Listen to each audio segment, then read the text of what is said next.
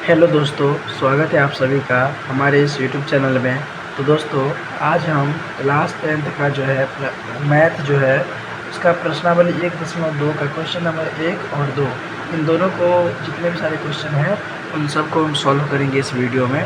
तो आप लोग मेरे इस वीडियो में बने रहें, आप लोग एक ही बार में ये सब समझ जाओगे। ठीक है दोस्तों, तो चलिए शुरू करते हैं। तो पहला क्वेश्चन लेते हैं 140। पहले पढ़ लेते हैं दोस्तों क्वेश्चन को। दिया गया है, निम्नलिखित संख्याओं को अभाज्य गुणनखंडों के गुणनफल के रूप में व्यक्त कीजिए।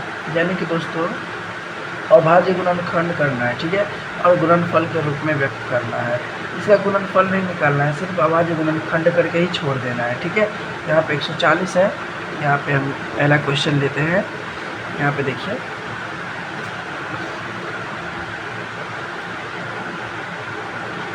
तो चलिए शुरू करते हैं दोस्तों। यहाँ पर देखिए 140 है ना, तो इसका जो है सबको अभाज्य गुणनखंड करना है। अभाज्य गुणनखंड करने का मतलब है लघुत्तम के माध्यम से इसको सॉल्व करना है। तो जितना छोटा संख्या हो सके उतना ही छोटा संख्या से हमको लगाना है। जैसे देखिए लास्ट में सम संख्या है ना, तो सम संख्या लास्ट में होता है तो हम 2 से लगाते हैं। तो 2 से लगाइए, ये हो जाएगा 2 सत्ते के 14 और ये 0 70 हो गया। फिर 2 से लगाएंगे तो ये हो जाएगा 2 तिया के 6, यानी कि इसमें 7 में से 6 कट गया तो एक इधर गया तो 10 हो गया। तो 2 पंचे के 10, यानी कि 35 लगा के 70 होता है। यहाँ पे 7 से लगा सकते हैं, सॉरी 5 से लगाइए, 5 सत्ते के 35 तो हो गया। इससे आगे नहीं कटेगा, यानी कि 140 का जो गुणनखंड हो गया, 140 का जो गुणनखंड हो गया, ये हो गया 2 और गुने में 2 और गुने में 5 और गुने में 7।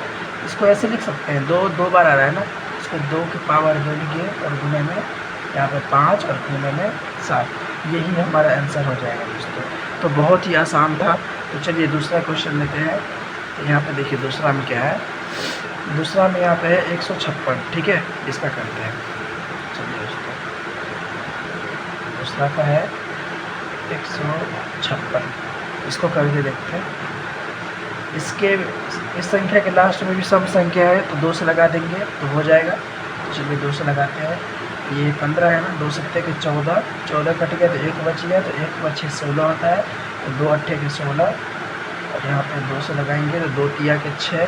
देखिए दोस्तों, ये गुणनखंड आपको आना चाहिए। ठीक है, अगर नहीं आता है तो हमारे इस वीडियो को 1 से 2 बार देखिएगा और आप सीख जाओगे। ठीक है, यहाँ पे 7 है ना, 2 तिया के 6 होता है तो 6 कट गया।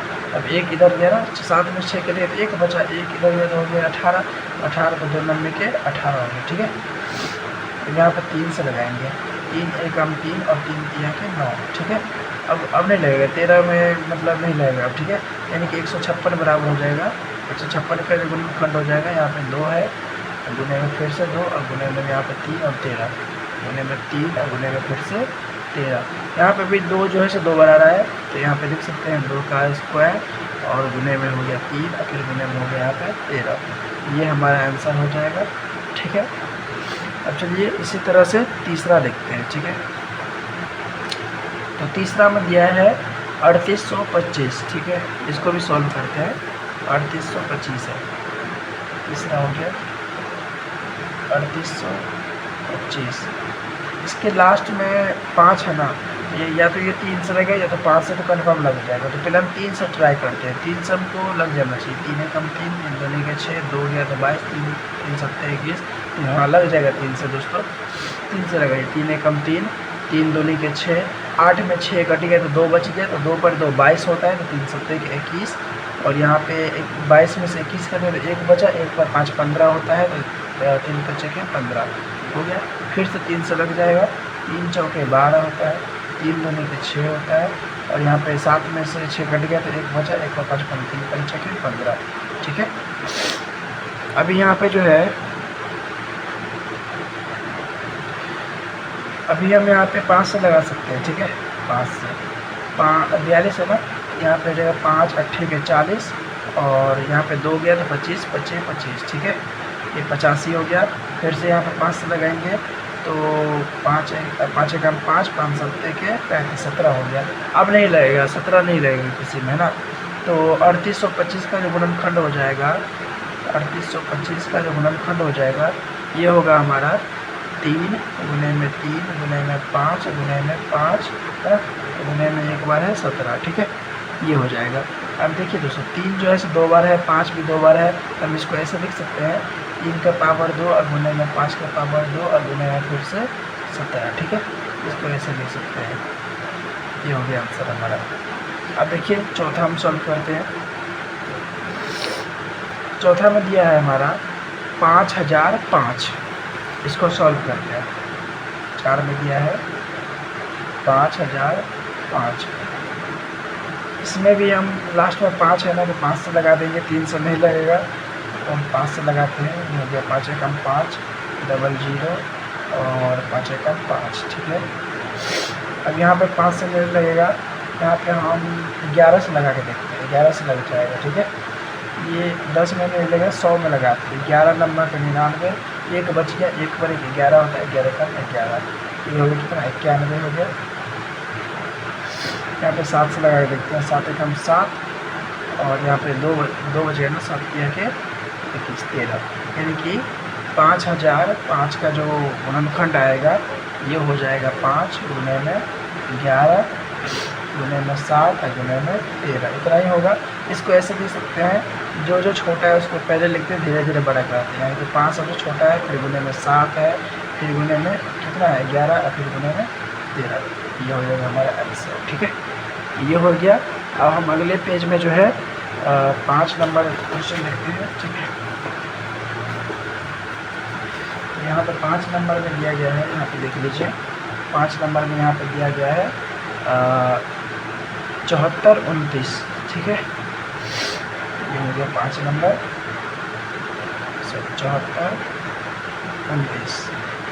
इसको जो है हम 17 से लगा के देखेंगे, ठीक है। हम मैंने कर दिया है ये वाला, तो मतलब मैंने इसका गुणनखंड पहले से किया हुआ है, तो हमको पता है, आप लोग भी करके देखिएगा। 17 से पीछे जितने भी पहाड़ आते हैं है ना, उन सबसे नहीं लगेगा, सीधे 17 से ही लगेगा, इसलिए तो 17 से लगा के देखते हैं, ठीक है। 17 चौका 68, 17 चौका 68 होता है। 68 में 74 में से 68 घटा देंगे, यहाँ पे हो जाएगा 6, ये हो जाएगा 62। 17 तिया 51 होता है ना, 17 तिया 51, सॉरी 3 लिखेंगे यहाँ पे, 17 तिया 51 होता है, ठीक है। अब यहाँ पे 62 में से 51 चला गया तो 11 और 11 यहाँ पे आ जाएगा, यहाँ पे हो गया 119 और 17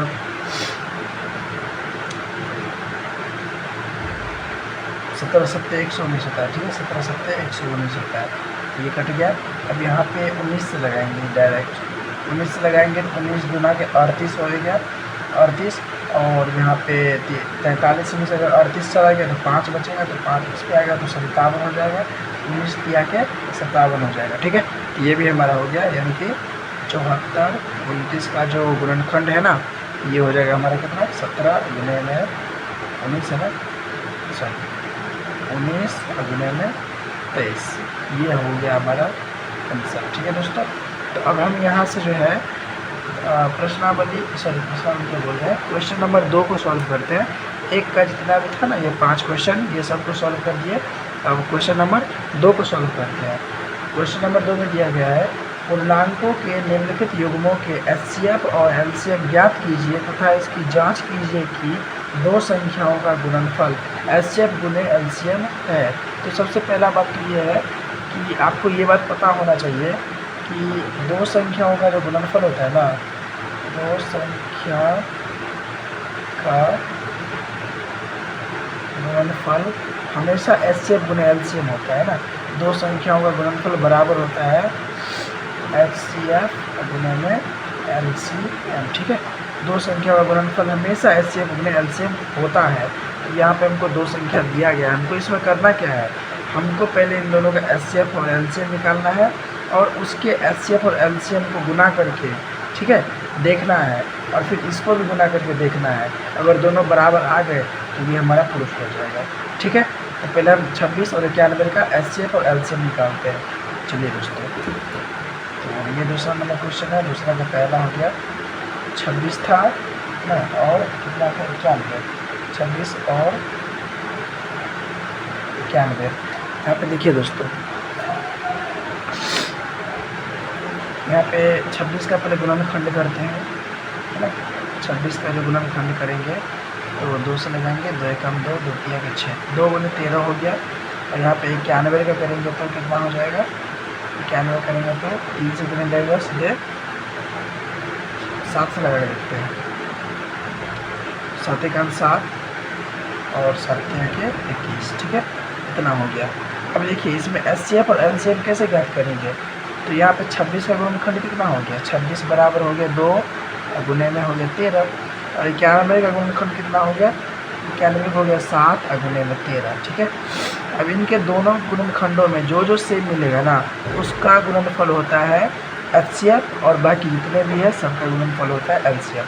यहाँ पे देखिए 2 इसमें है, इसमें नहीं है, 13 इसमें है, इसमें है, ये जो 13 है ना, यही हो गया हमारा एचसीएफ, ठीक है।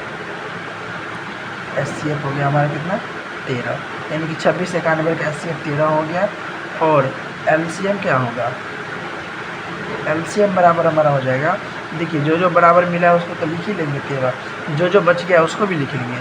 गुने में कितना बचा था इधर 2, और फिर से गुने में कितना बचा था यहाँ पर 7, तो ये हो जाएगा हमारा 7, ठीक है। अब इन सब का गुणनफल जो है हमारा एलसीएम हो जाएगा। यहाँ पर गुना करिए, 13 दूनी के 26 होता है, और 26 को 7 से गुना करेंगे तो कितना हो जाएगा, यहाँ पे 26 और गुने में 7 करेंगे तो हो जाएगा 7 छक्के के 42, सॉरी 42, यहाँ पे 42, 7 छक्के 42, हासिल 4, 7 दूनी 14, 14 और 4 18, 182 हो गया, ठीक है। यानी कि एचसीएफ हमारा 13 और एलसीएम हमारा 182 हो गया। अब इस सूत्र पे बिठाएंगे, ठीक है, दो संख्याओं का गुणनफल एचसीएफ गुने एलसीएम होता है कि नहीं, ठीक है, ये प्रूफ करेंगे। तो लिखेंगे यहाँ पर दो संख्या का गुणनफल बराबर एचसीएफ और गुने में एलसीएम, ठीक है। अब देखिए दो संख्या हमारे पास कौन से थे, यहाँ पे जो है सो दो संख्या हमारे पास कौन से है, यहाँ पे दो संख्या हमारे पास 26 और 91 है, ठीक है। यहाँ पे दो संख्या का गुणनफल लिखेंगे, यहाँ पे 26 और गुने में 91, ठीक है। और यहाँ पे बराबर है तो बराबर, और एचसीएफ और एलसीएम हमारे पास एचसीएफ 13 है और एलसीएम 182 है। एचसीएफ हमारे पास 13 और गुने में एलसीएम हमारे पास 182 है। तो अब देखिए दोस्तों 26 और 91 का गुना करेंगे और 13 और 182 का गुना करेंगे, दोनों बराबर आना चाहिए, ठीक है। देखिए अब हम रफ पेज में करते हैं, क्या है 26 को करते हैं रफ पेज में, ठीक है। यहाँ पे देखिए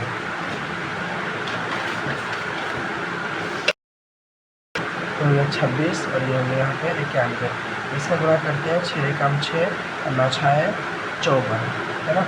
ये हो गया 2 और 9 दूनी के 6 6 8 5 हो गया यहाँ पर 13, यहाँ पे 23 66, इतना हो गया ना 23 66, यानी कि 26 और 91 का जो गुना किए हैं इसका मान आया 23 66, ठीक है, इतना क्या, हाँ 23 66। और यहाँ पर बराबर में 13 और 182, ठीक है, 13 और 182 का गुना करेंगे तो कितना हो जाएगा, यहाँ पर गुना करिए 13 दूनी के 26, है ना, हासिल 2, 13 अट्ठे कितना होता है, 13 अट्ठे, एक मिनट रुकिए दोस्तों यहाँ पे करके देखते हैं, 182 182 और यहाँ पे 3 दूनी के 6, है ना, 24 हासिल 2, 3 कम 3 2 5, ये हो जाएगा 2, यहाँ पे 8, यहाँ पे 1, ये हो गया 6 6 8 5 13 हासिल 1, और यहाँ पे आ गया 23 और 66।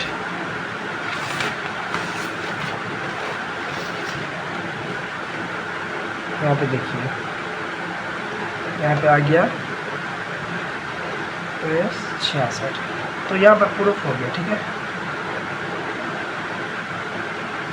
यहाँ पर प्रूफ हो गया कि दो संख्या का गुणनफल एचसीएफ गुने एलसीएम ये जांच भी कर लिए, यहाँ पे जांच लिख देते हैं, ठीक है।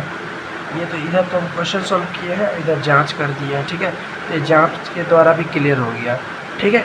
तो दोस्तों हम प्रश्नावली 1.2 का जो है दूसरा का पहला क्वेश्चन सॉल्व कर चुके हैं, ठीक है। तो आप सबको भी ये दोनों जो है ना करना है, अपने से ही करना है। दोनों का गुणनखंड करके एचसीएफ और एलसीएम निकाल लेना है, फिर दो संख्याओं का गुणनफल एचसीएफ और एलसीएम प्रूफ करना है, ठीक है। तो आप लोग कर सकते हैं। तो ये वीडियो थोड़ा लंबा हो रहा है, तो मैं इस वीडियो को यहीं पे एंड कर रहा हूँ। अगले वीडियो में 3, 4, 5 ये सब को है ना एक ही वीडियो में जो है कवर कर लेंगे, ठीक है दोस्तों। तब तक के लिए बाय।